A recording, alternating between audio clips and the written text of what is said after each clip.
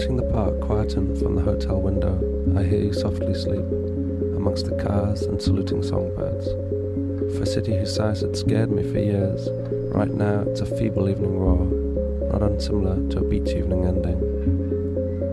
On the table to my left there's a magazine with a picture of a dead monkey, making a mockery of what I'd call art. But what would I know about the scene in this city that has swallowed up friends, lovers and family?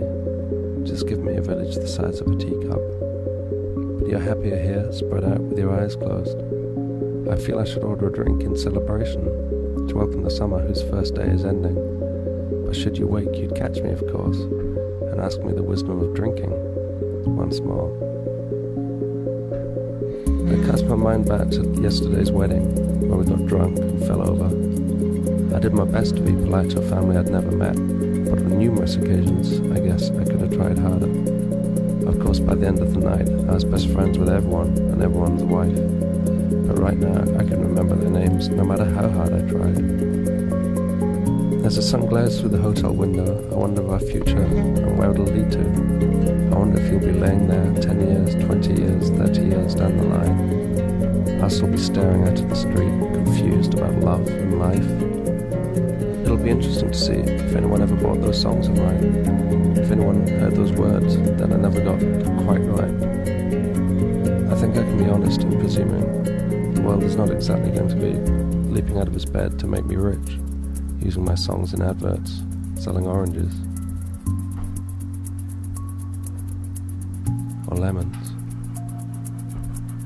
Who knows, I may end up owning the whole street, or more likely, sleeping under a tree in the park opposite. Would the runners keep me awake, or would I keep them asleep?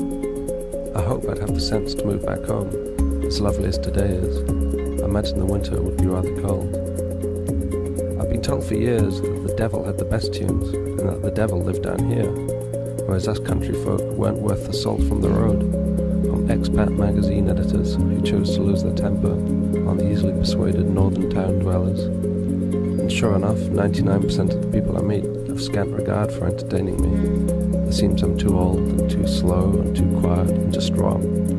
Well, I'm glad. In their cocaine-fueled electronic cabarets, I'll be the man at the bar drinking overpriced whiskey from a barmaid who's too good to catch my eye. As she only works here 2 nights a week, the rest of the time she's a singer in a rock and roll band. I bet she'd change her tune if I told her my album had peaked at number 172. That I also have friends who worked in bars, and that didn't define who they are, though it certainly helps their capacity to drink.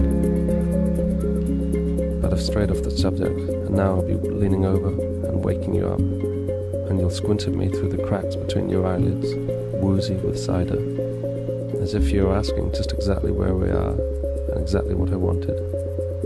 And I'll be happy, as we won't be taking anything too seriously.